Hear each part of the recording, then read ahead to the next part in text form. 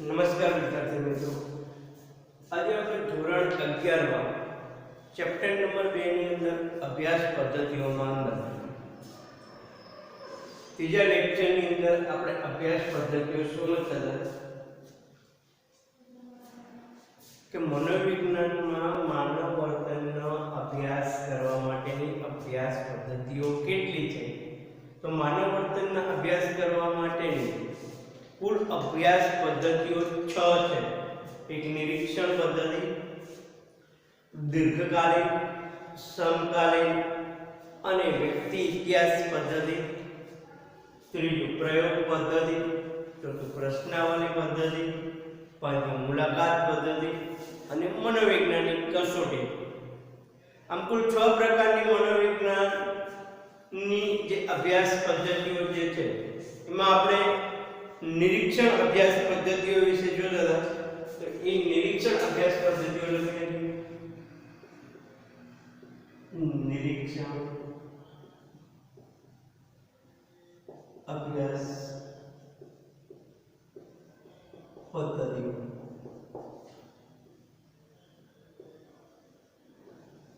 निरीक्षण अभ्यास पद्धतिओ कुल 6 प्रकारनी निरीक्षण अभ्यास पद्धतिओ छे। जे જોઈએ આપણે એક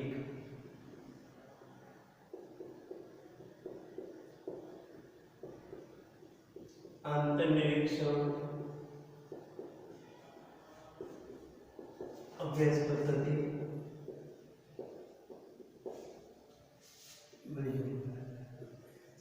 એક આંતરનિરીક્ષણ અભ્યાસ પદ્ધતિ,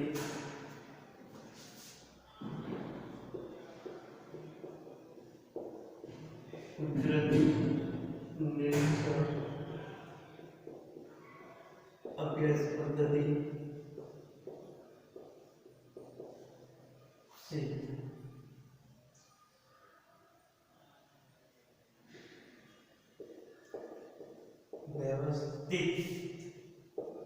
व्यवस्थित निरीक्षण पद्धति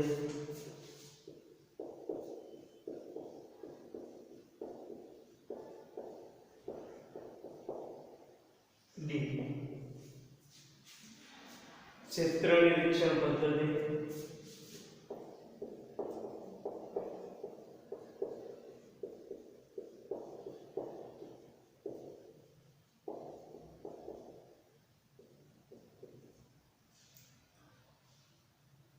तुलनात्मक निरीक्षण पद्धति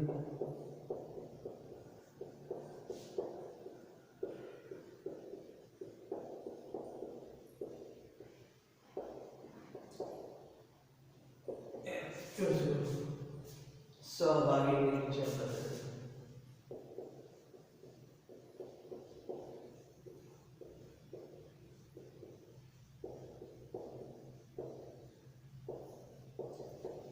कुल 6 प्रकारनी निरीक्षण पद्धतिओ आपणे जोई छे। आंतरनिरीक्षण पद्धति, कुदरती निरीक्षण पद्धति, व्यवस्थित निरीक्षण पद्धति, क्षेत्र निरीक्षण पद्धति, सहभागी निरीक्षण पद्धति અને તુલનાત્મક નિરીક્ષણ પદ્ધતિ। આમ 6 પ્રકારની જે નિરીક્ષણ પદ્ધતિની અંદર આપણે આંતરનિરીક્ષણ પદ્ધતિ વિશે અભ્યાસ કર્યો કે આંતરનિરીક્ષણ પદ્ધતિ એ શું છે કે આંતરનિરીક્ષણ પદ્ધતિની શરૂઆત કોણે કરી હતી તો કે આંતરનિરીક્ષણ પદ્ધતિની શરૂઆત વિલિયમ વુડ અને એડમ ક્રિસ્નરે રચનાવાદનો અભ્યાસ કરી આંતરનિરીક્ષણ પદ્ધતિનો અભ્યાસ કર્યો અને એના વિશે જે આપણે માહિતી મેળવી એ પછી એનો જે બીજો પ્રકાર છે બી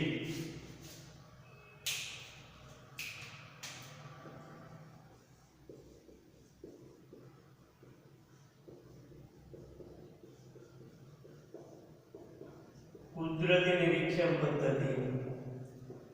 कि कुदरती निरीक्षण पद्धति अंदर शू होय छे कि आ पद्धति अंदर जे ते व्यक्तिनो आपणे अभ्यास करवानो होय छे ए कुदरती वातावरण में रही એટલે કે કુદરતી નિરીક્ષણ પદ્ધતિ વ્યક્તિનો અભ્યાસ કુદરતી વાતાવરણમાં રહીને અભ્યાસ કરે છે અને કોઈ પણ પ્રકારના નિયંત્રણ વગર કરવામાં આવે છે। કુદરતી નિરીક્ષણ પદ્ધતિની આ નિરીક્ષણ પદ્ધતિ શું છે કે આની અંદર જે તે વ્યક્તિ સમૂહ કે જૂથનો જ્યારે અભ્યાસ કરવાનો ત્યારે એનો અભ્યાસ કુદરતી વાતાવરણમાં અને કોઈ પણ નિયંત્રણ વગર અભ્યાસ કરવાનો હોવાથી આને અનિયંત્રણ નિરીક્ષણ પદ્ધતિ પણ કહેવામાં આવે છે. અનિયંત્રિત નિરીક્ષણ પદ્ધતિ. જો કુદરતી નિરીક્ષણ પદ્ધતિના બે નામ છે, એક અનિયંત્રિત નિરીક્ષણ પદ્ધતિ અને એક કુદરતી નિરીક્ષણ પદ્ધતિ. કેમ કુદરતી નિરીક્ષણ પદ્ધતિ કહેવામાં આવે છે કે આની અંદર કોઈ વ્યક્તિ જૂથ કે સમાજનો જ્યારે અભ્યાસ કરવામાં આવે છે ત્યારે એનો અભ્યાસ કુદરતી વાતાવરણમાં રહીને કરવામાં આવે છે. માટે અનિયંત્રિત કેમ કરવામાં આવે છે કે આના ઉપર કોઈ પણ વ્યક્તિનું નિયંત્રણ નથી હોતું, એટલા માટે એને અનિયંત્રિત પદ્ધતિ કહેવામાં આવે છે. જો આ પ્રકારના નિરીક્ષણથી પ્રાપ્ત થતી માહિતી એ વર્ણનાત્મક સ્વરૂપની જ હોય છે. એટલે કે આની અંદર વર્ણનાત્મક સ્વરૂપે જ માહિતી પ્રાપ્ત કરી શકાય છે.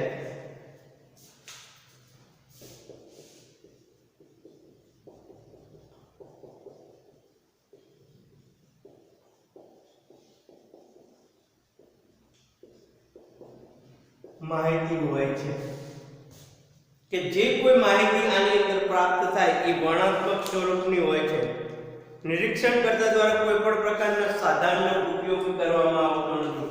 આમાં શું થાય છે કે સાધનનો ઉપયોગ થતો નથી. કુદરતી નિરીક્ષણ પદ્ધતિની અંદર કોઈ પણ પ્રકારના સાધનનો ઉપયોગ નથી થતો.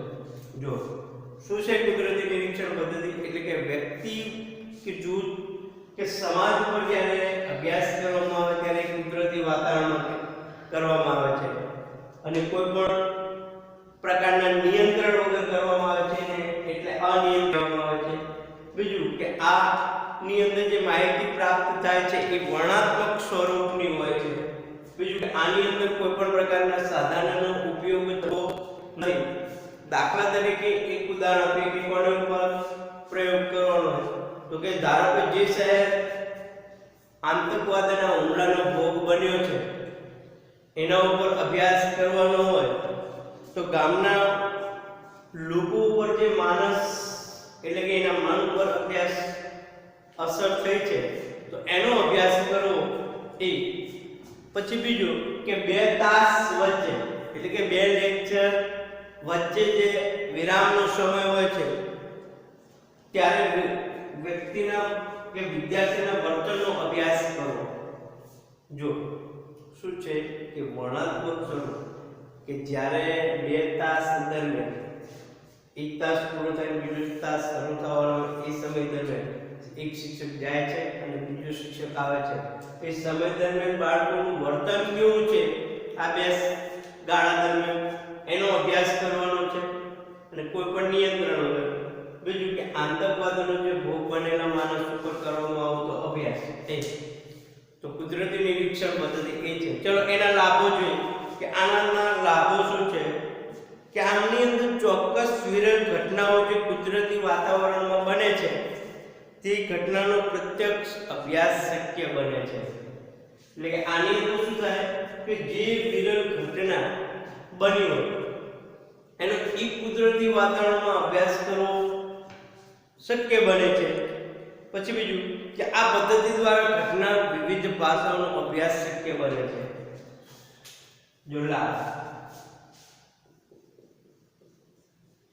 આ પદ્ધતિના લાભ શું છે તો કે ચોક્કસ વિરલ ઘટના નો પ્રત્યક્ષ અભ્યાસ શક્ય બને છે.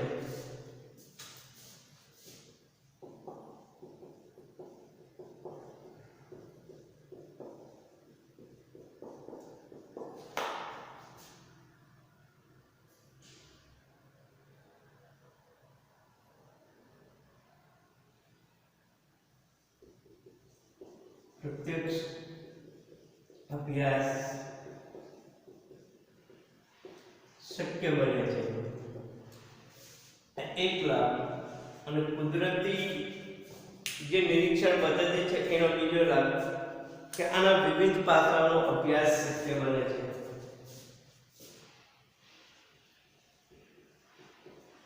વિવિધ પાસાનો અભ્યાસ શક્ય બને છે. આ બે પ્રકારના લાભ છે.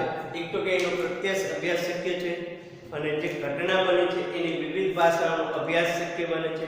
અને કેટલીક મર્યાદાઓ છે. જો શું મર્યાદા છે કે જે ચોક્કસ ઘટના બની છે એ ઘટના વિશે ત્યાં ને ત્યાં, એટલે કે એનો અભ્યાસ જ્યારે ઘટના બની તે સમયે થાય છે, એ પછી ઘટનાનું પુનરાવર્તન કરી શકાતું નથી. જો શું થાય? ગેરલાભ.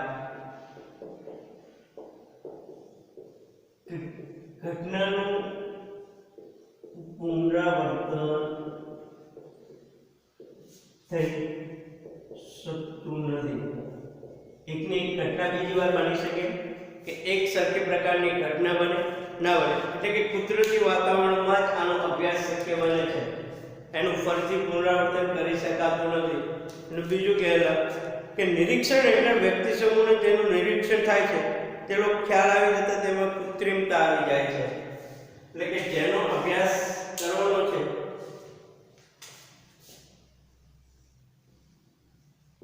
ખ્યાલ આવતા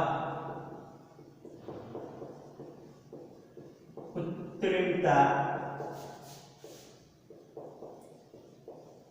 આવી જાય છે.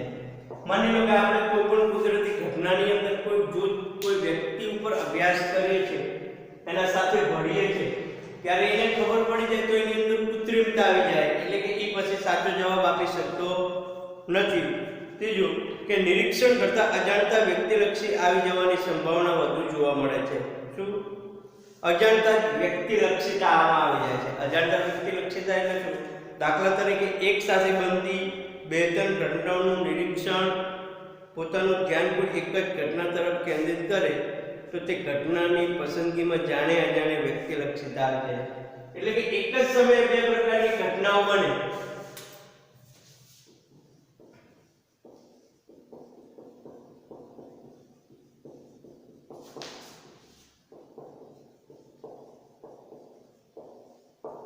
જો એક જ સમયે એક જ પ્રકારની ઘટના બનતી હોય એનું નિરાકરણ કરવું હોય તો વ્યક્તિલક્ષીતા ના. પણ માની લો કે એક જ ઘટના સાથે બીજી ઘટનાઓ બને અને એમાં એક જ ઘટનાઓ પ્રત્યે આપણે ધ્યાન કેન્દ્રિત કરીએ તો એની અંદર વ્યક્તિલક્ષીતા આવી જવાની સંભાવના રહે છે. તો અહીંયા આપણે કુદરતી નિરીક્ષણ પદ્ધતિ જોઈ કે કુદરતી નિરીક્ષણ પદ્ધતિની અંદર શું હોય કે કોઈ પણ વ્યક્તિ જૂથ કે સંગઠનનું કુદરતી વાતાવરણમાં રહીને જ અભ્યાસ કરવામાં આવે છે. પ્લસ એની અંદર કોઈ પણ પ્રકારનું નિયંત્રણ નથી હોતું, એટલે એને અનિયંત્રિત નિરીક્ષણ પદ્ધતિ કહે છે. જ્યારે આનો જે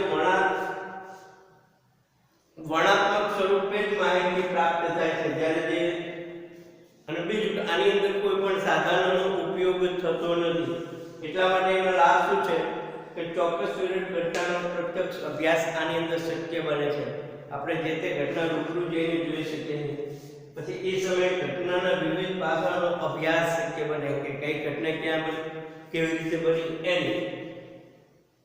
આનું નુકસાન કે આના ગેરલાભ શું છે કે માનો કે આપણે જે ચોક્કસ ઘટનાનું નિરીક્ષણ કરતા હોય એ થોડા સમય પછી એ જ ઘટના વિશે જો આપણે પુનરાવર્તન કરવું હોય તો થઈ શકે નહીં, કારણ કે એવી ને એવી ઘટના ફરીથી બની નહીં શકે. એમાં આપણે કોઈ સાધનોનો ઉપયોગ નથી કર્યો, એટલે આપણે ફરીથી એને જોઈ પણ શકીએ નહીં. પછી બીજું, આપણે જે કોઈ જૂથ ઉપર કોઈ વ્યક્તિ ઉપર જ્યારે અભ્યાસ કરતા હોય ત્યારે એમાં કૃત્રિમતા આવી જવાનો ભય રહે છે. સામેના વ્યક્તિને ખબર પડી જાય કે આમાં મારું નિરીક્ષણ થાય છે ત્યારે.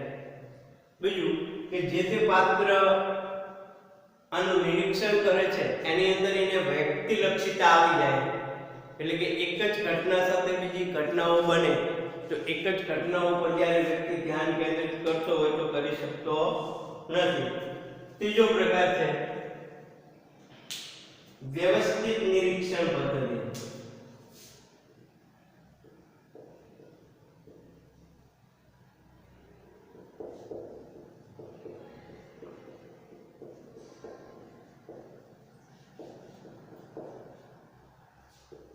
જો કુદરતી નિરીક્ષણ પદ્ધતિની અંદર શું હોય કે એની અંદર વ્યક્તિ કુદરતી વાતાવરણમાં રહીને જ અભ્યાસ કરી શકે છે.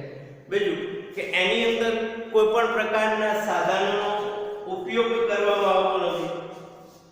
એટલે કે તેમાં નિરીક્ષક એક સમયે એક ઘટના ઉપર ધ્યાન આપી શકે છે અને માત્ર તે જ ઘટનાને લગતી બાબતો વિશે માહિતી પ્રાપ્ત થાય છે.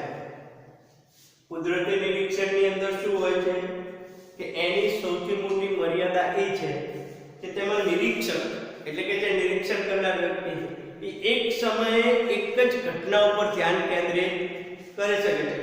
એટલે માત્ર તે ઘટનાને લગતી જ બાબતો વિશે માહિતી પ્રાપ્ત થાય છે, એટલે કે બીજી માહિતી પ્રાપ્ત થતી નથી.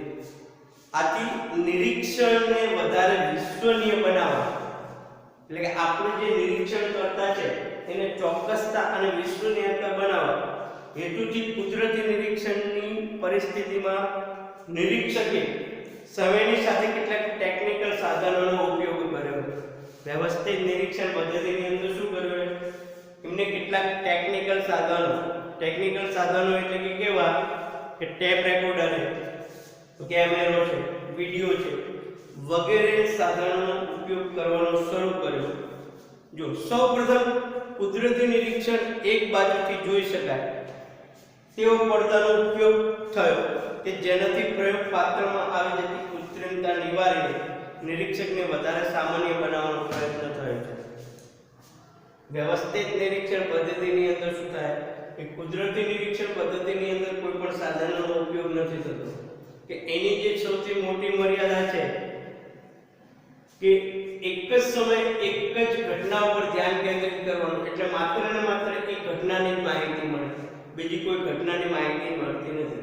જ્યારે વ્યવસ્થિત નિરીક્ષણ પદ્ધતિની અંદર શું થાય કે આ કુદરતી વાતાવરણમાં જ એની ઉપર અભ્યાસ કરવાનો છે, પણ આની અંદર સાધનોનો ઉપયોગ કરવાનો છે. કેવા સાધનો?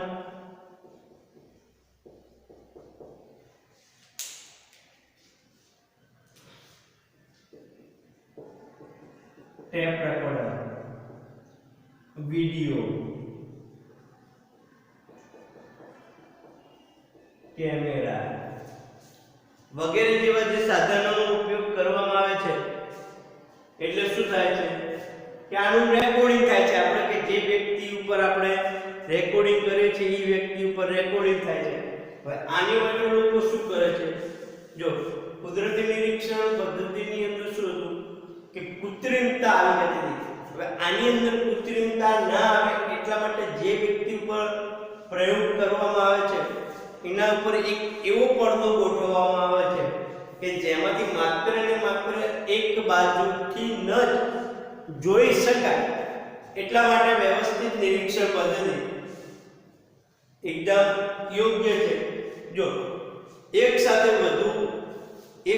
એકથી વધુ ઘટના આકાર લે ત્યારે કોઈ પણ નિરીક્ષક આ તમામ ઘટનાઓની રજેરજ માહિતી એકત્રિત ના કરી શકે. આથી ટેપ રેકોર્ડર, કેમેરા, વિડિયો વગેરે સાધનોનો ઉપયોગ દ્વારા નિરીક્ષકની મર્યાદા ઉપરાંત વ્યક્તિલક્ષીતાની મર્યાદા પર નિયંત્રણ શક્ય બન્યું અને તમામ બાબતોનો વ્યવસ્થિત અને વસ્તુલક્ષી અભ્યાસ શક્ય બને છે.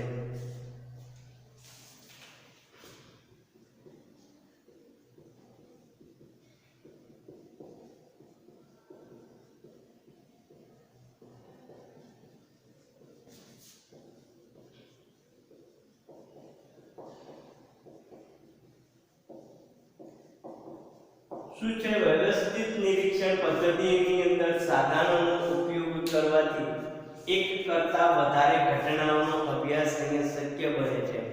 એટલા માટેની જે મર્યાદાઓ છે એ મર્યાદાઓને ઘટાડી શકાય છે. જો કૃત્રિમતા ના આવે માટે શું કરવાનું, વ્યવસ્થિત નિરીક્ષણ પદ્ધતિ કે એક એવો પડદો બનવાનો કે નિરીક્ષણ કરતા એક જ જોઈ શકે, પ્રયોગ કરતાનું ધ્યાન એના ઉપર જાય નહીં. એટલા માટે આ સૌથી વધારે ઉપયોગી છે. આના લાભ જોઈએ. વ્યવસ્થિત નિરીક્ષણ પદ્ધતિના લાભ કે જો કોઈ પણ વસ્તુ જે આપણે લઈએ છીએ એનું પુનરાવર્તન કરી શકીએ છીએ.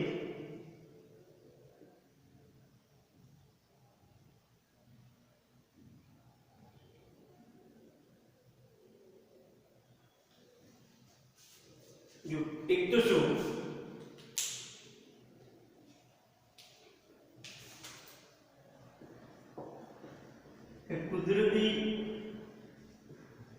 નિરીક્ષણ પદ્ધતિ કરતા આ પદ્ધતિ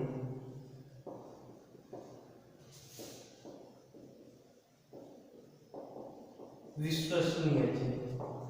આ સૌથી મોટો લાભ છે કે કુદરતી ઘટનાઓનો જે ગેરલાભો છે એ ગેરલાભ અહીંયા મટી શકે છે, એટલે કે આનો વ્યવસ્થિત લોકો ઉપયોગ કરી શકે છે.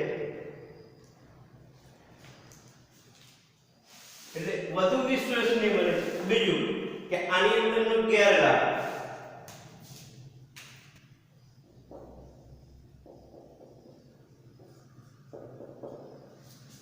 કે તાત્કાલિક બનતી ઘટનાઓનું નિરીક્ષણ કરી શકાતું નથી.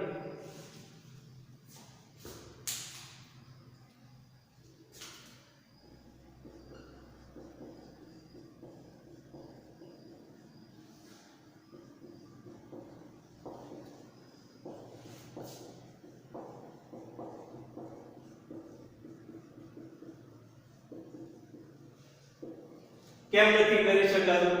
કે આપણે ધારો કે કોઈ રસ્તા ઉપર છે ને અચાનક કોઈ ઘટના બની, તો એ ઘટના સમયે આપણી પાસે ટેપ રેકોર્ડર, વિડિયો કેમેરા એવા સાધનો હોય છે, નથી હોતા. એટલા માટે અચાનક બનતી ઘટનાઓનું આપણે નિરીક્ષણ કરી શકતા નથી. એટલે આના એક લાભ અને એક ગેરલાભ છે. જો કુદરતી નિરીક્ષણ પદ્ધતિની અંદર શું હોય છે કે આની અંદર ગેરલાભ એ છે કે આમાં વસ્તુલક્ષિતા આવી જાય, આનું પુનરાવર્તન અશક્ય છે, આમાં કૃત્રિમતા આવી જવાની સંભાવના રહે છે. વ્યવસ્થિત નિરીક્ષણ પદ્ધતિની અંદર શું થાય કે કુદરતી નિરીક્ષણ પદ્ધતિની અંદર જ એનો અભ્યાસ કરવાનો હોય, પણ આની અંદર ટેપ રેકોર્ડર, કેમેરો, વિડિયો જેવા સાધનોનો ઉપયોગ કરવામાં આવે છે. એટલા માટે જે વસ્તુલક્ષિતા કે કૃત્રિમતા આવી જવાની શક્યતા આની અંદર નથી રહેતી. કારણ શા માટે કે આની અંદર એક એવો જેની ઉપર અભ્યાસ કરવામાં આવે એની ઉપર એક એવો પડદો બનાવવામાં આવે છે કે ફક્ત નિરીક્ષણ કરતા પોતે જોઈ શકે પણ સામેલો વ્યક્તિને ખબર પડતી નથી કે આમાં મારું નિરીક્ષણ થાય છે. એટલે કૃત્રિમતા આવવાનો ભય રહેતો નથી. પછી આના લાભ શું છે કે આ પદ્ધતિ કુદરતી નિરીક્ષણ પદ્ધતિ કરતા વિશ્વસનીય છે. વિશ્વસનીય એટલા માટે કે જે તે ઘટનાઓનું આપણે ટેપ રેકોર્ડર દ્વારા, કેમેરા દ્વારા એનું રેકોર્ડ કરી શકીએ અને એ જ ઘટના ફરીથી જોવી હોય તો જોઈ શકાય છે. બીજું કે આનો ગેરલાભ એ છે કે માની લો કે આપણે કોઈ પણ જગ્યાએ છે વ્યવસ્થિત નિરીક્ષણ પદ્ધતિથી ઉપયોગ કરવો, ઘટના બનીને આપણી પાસે કોઈ પણ પ્રકારના સાધનો નથી, તો આપણે એ ઘટનાનું નિરીક્ષણ કરી શકતા નથી વ્યવસ્થિત નિરીક્ષણ પદ્ધતિથી. પછી ત્રીજો લાભ છે ચોથો ક્ષેત્ર નિરીક્ષણ પદ્ધતિ.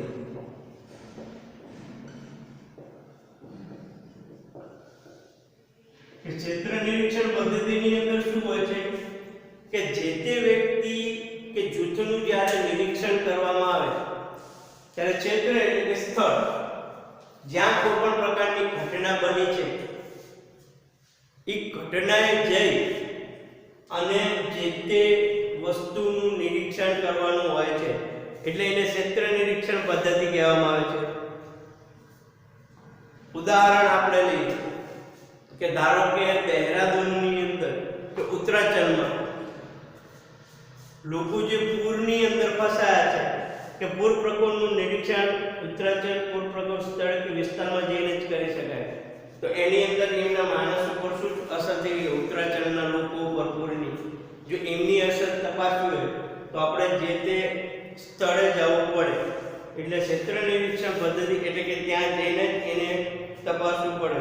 પછી બીજું એક ઉદાહરણ લઈએ તો કે ગુજરાતમાં મહિલા સશસ્ત્રીકરણ, ગામડાની અંદર મહિલા સશસ્ત્રીકરણનો અભ્યાસ કરવો હોય તો ગામડાની અંદર મહિલાઓ કઈ કઈ પ્રવૃત્તિ કરે છે, પશુપાલન, ડેરી ઉદ્યોગ, એવું એમનું ત્યાં જઈને તપાસવું પડે. એટલે ક્ષેત્ર નિરીક્ષણ પદ્ધતિ એટલે કે જ્યાં જે ઘટના કે પ્રસંગ બન્યો છે અહીંયા જઈને જ એનું નિરીક્ષણ કરવું, એને ક્ષેત્ર નિરીક્ષણ પદ્ધતિ કહેવાય. જો ક્ષેત્ર નિરીક્ષણ પદ્ધતિના લાભ શું છે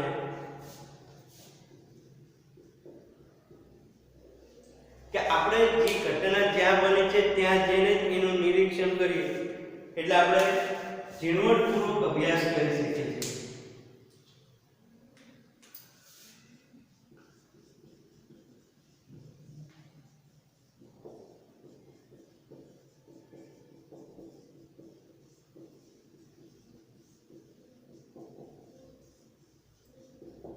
એટલે કે આપણે પોતે જ્યાં ઘટના પાસે પહોંચીએ છીએ એટલે આપણે ઘટના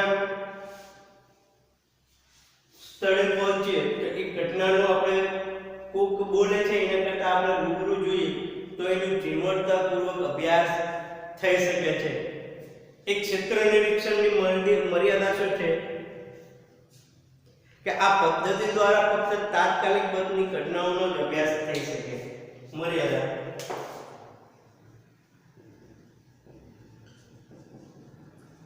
તાત્કાલિક બનતી ઘટનાનું નિરીક્ષણ કરી શકાય. એટલે કે લાઈવ ધારો કે પૂર પ્રકોપ જ્યારે થયો હોય ત્યારે જે લોકોના માનસ ઉપર અસર તપાસી હોય તો ત્યારે એ સ્થળે જાઓ તો તાત્કાલિક જે ઘટના બને તાત્કાલિક ત્યાં પહોંચી જવું જોઈએ. આપણે થોડા સમય પછી જઈએ તો જે તે વસ્તુનું નિરીક્ષણ આપણે કરી શકતા નથી. એટલે આના બે લાભ છે. ક્ષેત્ર નિરીક્ષણ પદ્ધતિનો લાભ એનો ઝીણવટપૂર્વક અભ્યાસ કરી શકીએ છીએ જે તે સ્થળે પહોંચી. બીજું કે જે તે સ્થળે આપણે તાત્કાલિક પહોંચીએ તો જ એનો અભ્યાસ કરી શકાય. ક્ષેત્ર નિરીક્ષણ પદ્ધતિની એ પણ મર્યાદા આપણે કહી શકીએ કે ક્ષેત્ર નિરીક્ષણ પદ્ધતિની અંદર સમયનો દુરુપયોગ થાય છે. કારણ કે આપણે જે તે ઘટનાએ જ્યાં પહોંચવું જોઈએ એ ઘટનાએ પહોંચવા માટે સમય જાય છે. બીજું કે નાણાંનો ખર્ચ વધારે થાય છે. તો અહીંયા આપણે કુલ 4 પદ્ધતિ જોઈએ. આંતર નિરીક્ષણ પદ્ધતિ, કુદરતી નિરીક્ષણ પદ્ધતિ, વ્યવસ્થિત નિરીક્ષણ પદ્ધતિ, ક્ષેત્ર નિરીક્ષણ પદ્ધતિ. હવે ચોથી જે જોઈએ 5મી ચોલી સહભાગી નિરીક્ષણ પદ્ધતિ. પછી તુલનાત્મક જોઈશું કે સહભાગી નિરીક્ષણ પદ્ધતિ એટલે શું. એટલે કે આપણે જે જૂથનો અભ્યાસ કરવાનો છે.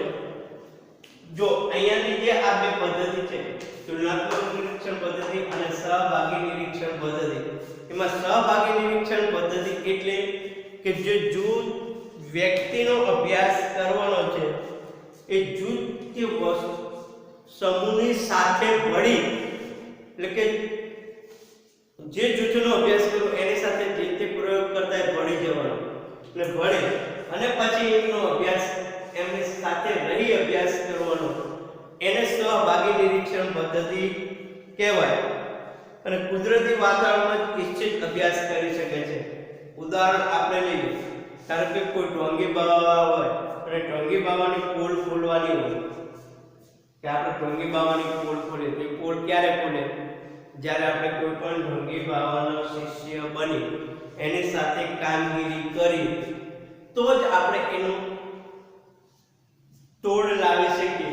એટલે કે જે તે વ્યક્તિ સાથે ભળી જઈએ તો જ એનું નિરીક્ષણ થાય. એને સહભાગી નિરીક્ષણ પદ્ધતિ કહેવામાં આવે છે કે એની સાથે ભળવું.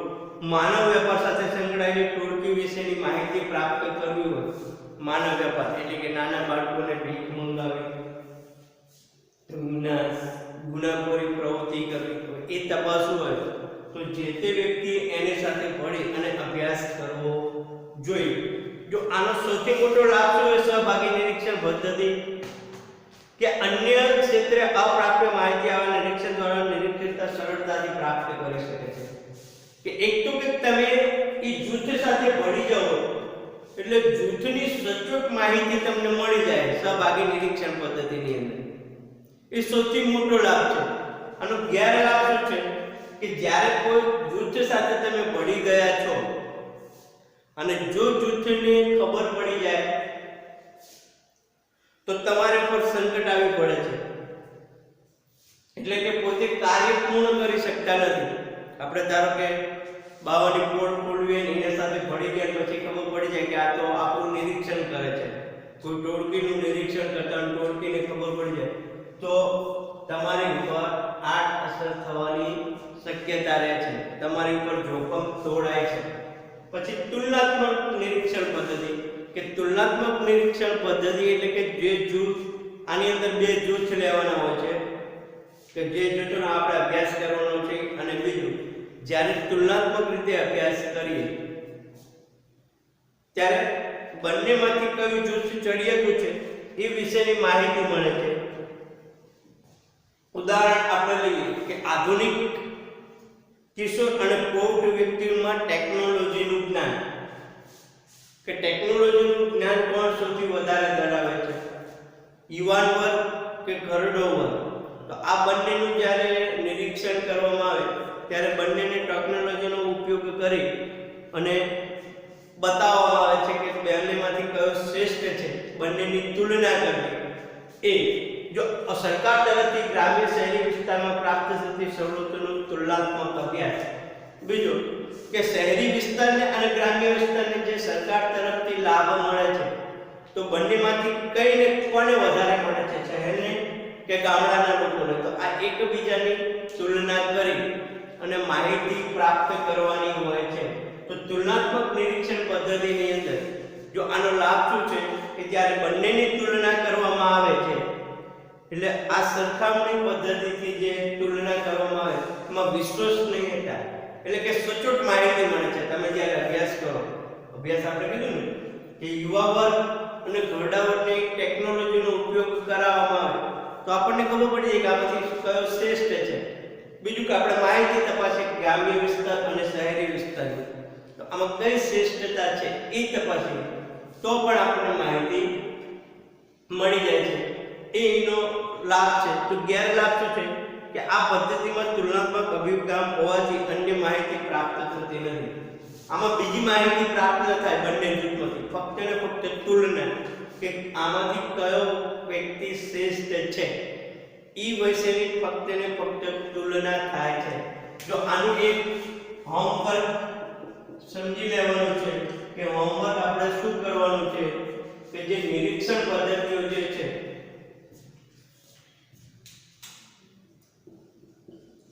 નિરીક્ષણ પદ્ધતિ વિશે લખો. પોતાના નોટબુકની અંદર જે આપણી નિરીક્ષણ પદ્ધતિઓ 6 છે એ 6 વિશે તમારે લખવાનું છે.